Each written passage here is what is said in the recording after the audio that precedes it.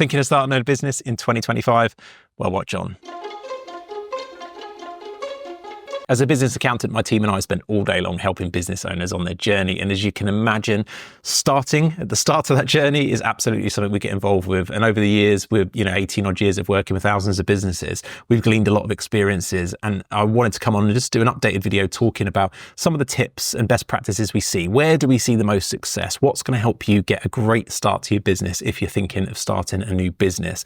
So that's what we're going to cover in this video. And I think it's worth staying all the way through, because particularly the last tip, I think, is one that gets overlooked when we're talking about some of the practical things. I really wanted to touch in one area that we find quite often, and it's an interesting one, to stick along. Now, if you do enjoy these types of videos, make sure to click the subscribe button and the bell below so you get notified whenever we release more videos just like this one. Now, I think it's worth just starting before we start the video and saying, look, if you're at the stage where you know you want to be in business, or you feel like you want to be in business, but you're not sure what to do, you're not sure, actually, what do I want to be in? Do I want to sell stuff online? Do I want to be a marketer? Do I want to be whatever? Then actually take some time to consider whether actually this is right for you. Because if we take the negative of what do we see the most failures happening with, is with people that want to be in business that actually don't really know what they want to do. They're not passionate about it, because it is really tough. And we're going to talk about some of those pressures later, but ultimately it's tough being in business. So if you're at that stage, I'd say to you, take some more time to consider. Carry on in your career, build up those network, build up all those connections, learn about the industry you're in. And if that's the industry you think, yeah, actually, do you know what? I think I could be in business for this for the rest of my life, or at least so I exit it, if that's what your plan is, then you'll be in a better place. I think starting too early can actually be an area we see quite a lot of failures, where people get into business because they think it's cool and then realize, actually, yeah, I'm just not that into this, and they've missed out on maybe a career doing something else. So that's kind of tip 0, I guess. But in terms of the first tip, if you are thinking, look, I do know what I want to do, I've got this cool idea, I've been in this job for a while, I'm thinking I'm going to go and do a better version of this, maybe, or I've seen this cool video on YouTube or wherever, and I've been inspired to go start this business about my hobby that I'm really into, and I think there's something there. Great. Then let's get pen to paper, or pad to, digital pad, or most importantly here, I think, is some sort of spreadsheet, and do some numbers. Now, it's a shock horror an accountant's going to tell you to do some numbers. I'm not talking about some big business plan and a cash flow forecast, but I kind of am talking about doing some simple, what I used to call fag packet maths, like, how does this business work? If I'm going to sell a product for £100, what's it going to cost me to make the product, get it delivered? It might cost me 60. Okay, great. I know I'm making £40 per every product that I sell. How many products am I going to need to sell to make enough money to then pay for my phone, my website, my software, my accountant, whatever else the case may be? And then, of course, what is left for me as the owner? And that's going to be really important. And I think that as part of this process, you want to plan that out something. And if you do want a free template, just go to healandassociates.co.uk and just type in Cashflow. There's a Cashflow blog we did, and it has a free download. I'll link it in the description as well below so that you can find that. And it's really basic, and it's just a spreadsheet. It lets you put the kind of the ins and outs of the business over a period of time. And whilst that won't necessarily tell you the model exactly, I think it will give you a really good idea. But what it will help you do is plan out what your bank balance might look over the next 12 months. And I think that's going to be really important. Now, the reason it's important is because you've got to decide how you're going to live. And I think that's the one bit that most owners can't work out. They might work out the top figure of what they think they could sell, but they haven't worked it backwards to work out, okay, what happens after all my costs and the cost of delivering this product? And have I factored everything else in? And have I even thought about tax? I think that's the kind of final thing to think about. If you are making a profit, there's going to be some tax in there somewhere. And what's going to be left for me at the end? And then you've got to make a really personal decision about whether you can survive on that kind of money and what your life might look like. Because we see a lot of people exit in jobs who are paid quite well, and they come into the small business world, and it is a shock about how that might look. Now, for me, it is a myth to say that all small businesses are going to lose money for the first few years. It's absolute rubbish. However, those initial years can be very tough. And it's not that it's not true. There are businesses definitely that might go 4 or 5 years. And you've got to know that, what's my runway? How long could I run actually without taking any money? And it is a tough, as somebody who's done this, it is a very tough area where you just have to be sure that you can sustain it. If you've got kids in private schools, or you're committed to all these other big types of expenditure, you might find that you just financially at the moment can't do it. And maybe you need to build it as a side hustle. But doing this initial exercise and doing some mathematics around what this might look like, really simple stuff, is going to make it look from the start, at least for sure. I think, of course, when it comes to actually noting how much money you're going to have in on a given month, of course, you're going to be be guessing. But I think that the biggest thing with that is make sure that you sort of double the amount of time you think it takes. If you think on month 6 you're going to get £2,000 a month, half it, make it 1,000, just make it worst case, because it normally, in our experience, takes a lot longer to get clients than you think. And then that's really what needs into the next tip. And that's understanding, okay, well, look, I've got this product. I know roughly what my numbers are. What I need now to understand is how to explain it to somebody. If I meet somebody down the pub or randomly and they say, what do you do? I can explain it clearly and concisely, how much roughly it would cost to work with me, who we help, what it does, how it helps. And it's not quite necessarily go away and practice a 30-second elevator pitch type idea, but you do want to be able to explain it. We meet tons of people for our own networking that we do, and my own experience working with business owners. And you say, what do you do? And they'll say some like elongated title about what they do and doesn't really explain it. I don't know, like that in your IT world, that might be really clever, but who is it that I might meet that might need your services? What money might they need to pay you to do that, and how might it help them? It's those kind of things. So really think about your offering and know for sure. I mean, you'll listen to these people talking about, understand what your unique selling point is and all that. Great, of course, like they're all really, really good things, but you just at the basic level need to explain what it is, how it helps, and how much it's going to cost, right? So get that down really clearly from the beginning. And if it's complex, maybe break it down into a few kind of personas where you look at, my average client looks like one of these 3 people, and these are the ways that we would help them. And this is roughly the ballpark figure of what they need to commit. So even if it's relatively bespoke, someone has an idea. If your client you really want to help is this person, but they've never got 1,500 quid a month, whatever you want to charge them to do it, then knowing that from the beginning is going to be really important. Or at least maybe there are those people, but there are only a few, and telling everybody you meet that's what it's going to cost might just get rid of some of the wasted time of having conversations that were never going to lead anywhere. So there's lots of reasons why that would be the case, but yeah, making sure that you really understand your offering. And then of course, we did speak about it when we were talking about the planning. You've got to have a look at, well, how long is it actually going to take to get customers? And I'm always pessimistic about this from our experience in terms of it's going to take longer than you think it's going to take to generate those kind of revenues. So I think a lot of people start business and they're like, it's okay, it's cool. I'm going to go post on TikTok and I'm going to put my website up and I'm going to post on LinkedIn every day, and it's cool. The clients are just going to come in, people are going to visit my website. I've got top of funnel newsletters and they're all going to come in, and I've done all the right things.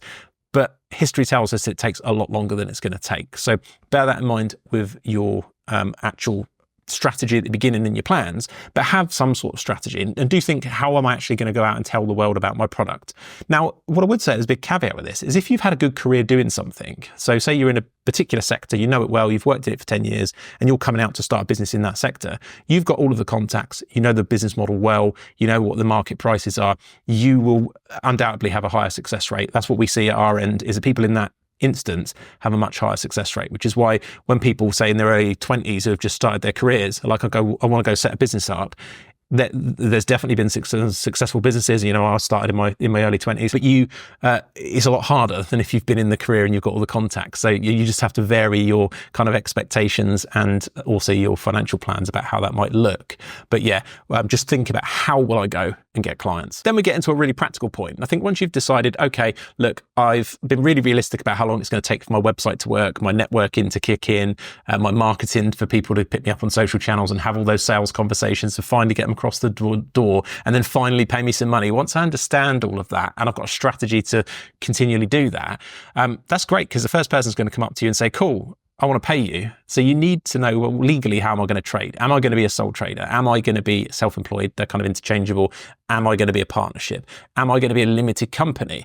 And if you do want any information on how to decide that, we've done a ton of videos on the channel, so just go and check those. I'm sure we'll link them in and around this video to make sure that you make the right decision on that. But just decide, how am I going to trade? And then of course you then need to go get a bank account so somebody can pay you. And I talk about that being a first practical step so often, is just make sure somebody can give you some money and make it easier for them to do so. Now, once you've done all that, then we're on to some more slightly lighter tips in terms of some of these books behind me you've seen, you'll touch on this. And if you're a reader and you're into your business content, I mean, you're watching this on YouTube, so you're likely to be. There's tons of videos on, productivity and all this kind of stuff. But what we see just from an experience level is the most success from owners tends to be when they're consistent and they do the boring stuff really well and they're consistent. So for example, if they say, look, I'm going to look at my finances and who owes me money every Friday, most Fridays they're going to do it.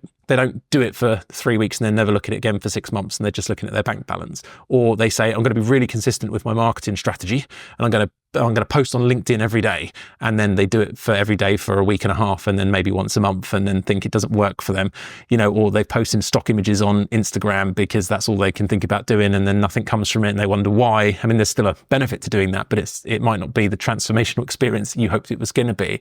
So it's just doing those things and getting that consistency going, because it's really easy to think about these things when, say it's at Christmas or it's August and you're on holiday and all these things seem really easy, but it's when you're in the throes of it and you've got this meeting to attend to, maybe this got a complaint on your product or anything else that you've got to deal with, and you're wearing all these hats as a small business owner, it can be really difficult to do some of these consistent things. So spending some time thinking about your own diary and how your week looks, and making sure you fit in all these important, boring things, maybe they're not urgent, but they will become urgent, those kind of things, and doing it consistently. So consistency and action tends to be absolutely something that we see owners having, the most successful owners doing on a regular basis. Now then, the other thing when we're talking about action and getting live and launched, we see lots of businesses, we've talked about, you planning out how long it's going to take to get to, people to pay you money and you actually earn money and all that. Well, of course, a lot of that is down to how quickly you can launch a product, how quickly can you launch the business. And what we see is a lot of people take too much time worrying about perfection. They'll worry about getting it wrong. Well, here's a massive spoiler for you. Everybody gets it wrong. No one knows what they're doing. The only thing that seems to make any difference a lot of the time is experience. Don't get me wrong, sometimes you'll hit on the right strategy straight off, but for most people, they would have failed. They would have launched a product that wasn't quite right. And people tweak all the time. This is the amazing thing about being a small business owner. You can change your price tomorrow. You can change your service tomorrow. Go home, change the leaflet, change the system, do what you want, but be willing to do it. So launch it when it's not perfect, get going and test the market. You'll learn more doing that than you will worrying about whether it's right or not. Show it to some people. Show it to some potential customers. If they don't buy it, get the feedback. That's also part of a good sales process, understanding why they didn't buy it from you. So just know that it's not going to be perfect, and actually just be fine with it. Treat it like a playground. I think you've got to have that kind of light idea that it's kind of, I often explain it like Lego. You've got to be willing. You might build this thing and you look at it at the end and you're like, nah, that look cool. You might smash some of it up, rebuild the side of it, or you might destroy it completely and rebuild it. Most times you're just going to tweak it, but just come to terms at the beginning that this is completely normal business behavior. So making sure it's not perfect and just getting on with it anyway. Learn, tweak. It seems to be much better. Launch, learn and tweak tends to be a much better strategy than not launching at all. And I did say there's a final tip I wanted to touch on, and this one's a little bit more, I suppose, dour maybe, and that's just that you've got to be okay with the fact and know early there's going to be challenges. We do make a joke of it, but it's absolutely true that in all of our meeting rooms we've got tissues, and the reason for that is there can be a lot of tears in the small business journey, and that's why we refer to it often as a journey. So know that times can be tough. It's one of those things, particularly if you've been employed for a while, you don't realize the transition to now this is your life. There is no day off. You might take a day off physically, but you've still got potentially people to worry about, or cash flow, or this hasn't gone well, or you're looking at your emails, or you're worrying about other things you could do. It really becomes like just a different beast and a different animal, and that does have a wearing effect on you as an owner. And I think the tip here really is to make sure that you've got a support group around you.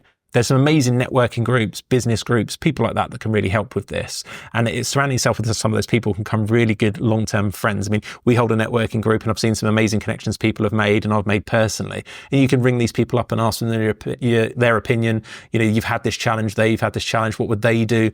Surround yourself with support groups. If you do want to have a cry, or you are upset about something, you just want to rant about something that's gone wrong, you've got some sort of support network. Because even as you grow a team, that's great, but sometimes you still can't have those conversations with those people. You need an outsider to help you out. So, I mean, obviously, if you have business coaches and mentors and people that you can do that as well, then that's amazing, but they have a cost associated with them. Whereas, you going out in the world and making connections doesn't, other than your time. So do that, get yourself some support group and you're going to have a great time. So quick recap then, just make sure that, you've got a good plan, both in financially and how you would go gain customers. Make sure you're doing consistent action. Whatever you decide, do it consistently for a period before deciding that it doesn't work. Switch it up where you need to. Make sure you've got limited, not limited. What am I trading as? Can someone pay you? And then just go do the thing. Launch it, tweak it, learn from it, keep going, and make sure you've got a support group. That's it. Please do share it with anybody you think needs to know this information, and I hope you have an amazing time launching your business in 2025. See you on the next one.